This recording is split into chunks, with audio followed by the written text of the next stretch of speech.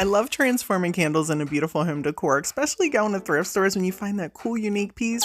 But let's be real, sometimes they're gross. However, with a little bit of work, you can transform that into something beautiful to keep in your home. And people, I know what you're thinking. Brandy, why don't we just go to good old Dollar Tree, grab us something inexpensive that's new, and make that? Well, I do that too. But they don't always have unique finds. And this video is going to have you picking up those old crusty pieces at the thrift store and transforming them to make beautiful home decor in your home. Like, I found these gorgeous LED joints at Goodwill on a recent trip, and it was green tag day, so I got these 50% off. You know what that means? I only spent $4 on both of these. Pat myself on the back. Thought this wick was crazy. It looks like it's used, but it's not. It's just a black little plastic bit.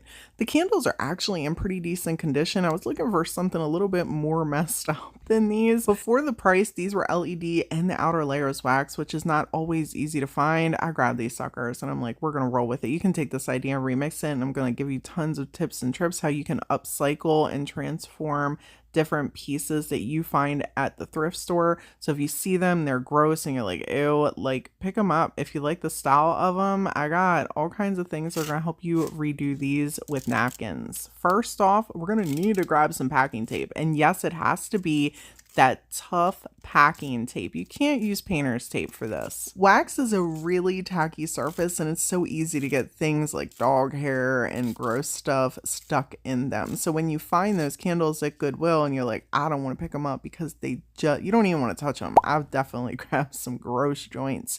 But the packing tape, it sticks to that wax and then pulls all the gross bits off. A little tip when you get to the point where you're around the wick, even if it's a used candle, okay, and it's not this fake one, say it's a real candle, you can take a pair of scissors and clip the wick down as close as you can to the wax, and then take your tape, just like I'm doing it here, and go all around the area.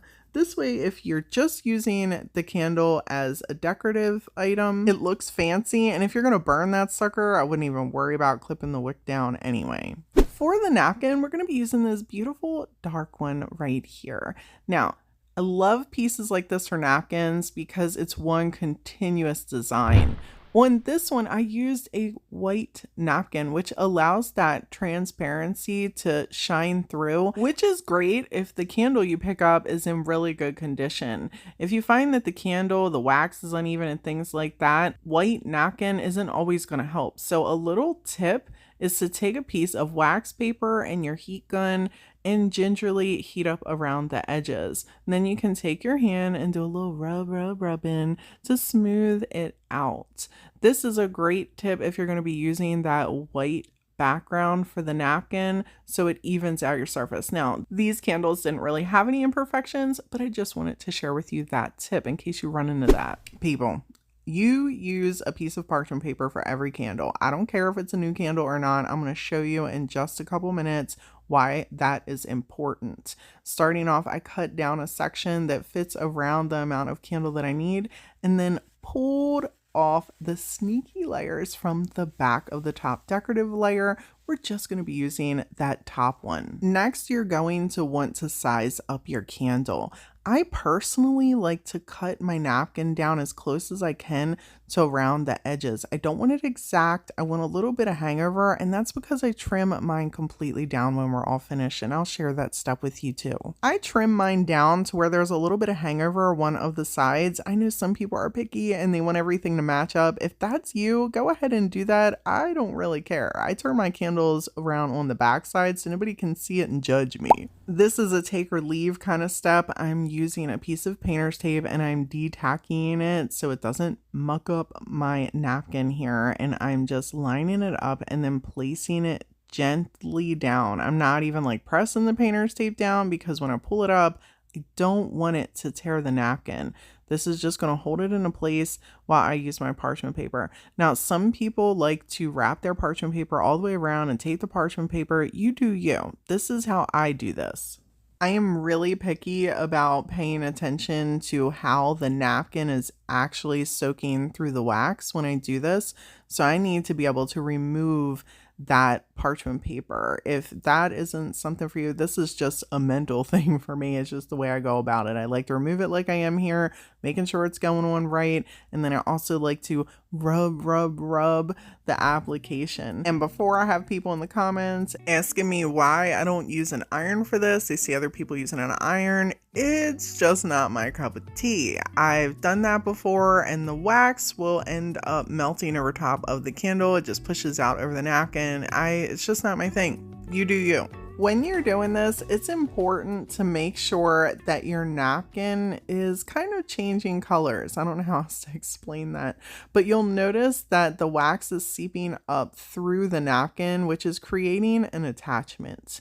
When you get to the back of your napkin, if you put painter's tape on there, gingerly remove it and continue the process. Now, like I said, I like to leave a little overhang on mine, right? It just kind of allows a connection point for the two napkins to overlap each other and just feel there's a little bit more stability in there. You could absolutely just have them butt right on up. It's entirely up to you. It's a preference, but you see here, I'm rub. That is how I do the whole candle when I'm doing this. Well, maybe not that exact rub, but different candles get different rubs. And when I'm all done rubbing, it usually looks like this.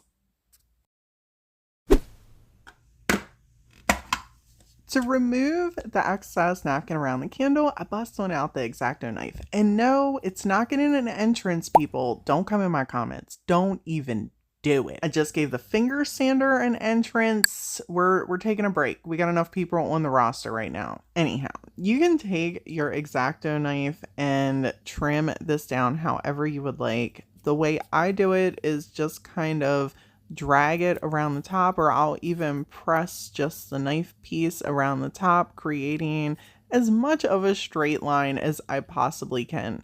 Now, this is also up to you. If you feel like you would rather use scissors, you go right ahead and do that. And if you feel like you want to cut your napkin down completely to the size you want it before you decoupage it on here, you can go about that route too. There's so many different ways to do something like this. Well, lots of crafts mostly. It's just what works best for you. Once you're all done with your decorative candles, finish them up however you would like. For these, I decided to keep it nice and simple and grab some twine and just wrap around a couple times, creating a little bow.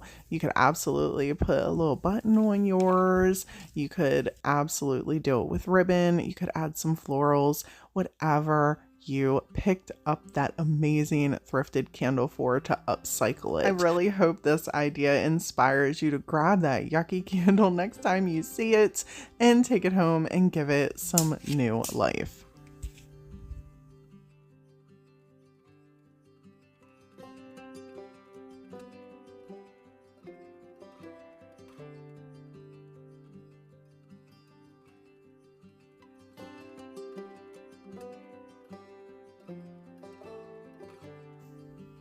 If you're looking for more upcycling inspiration, check out this video right here. And as always, people, thank y'all so much for hanging out with me today.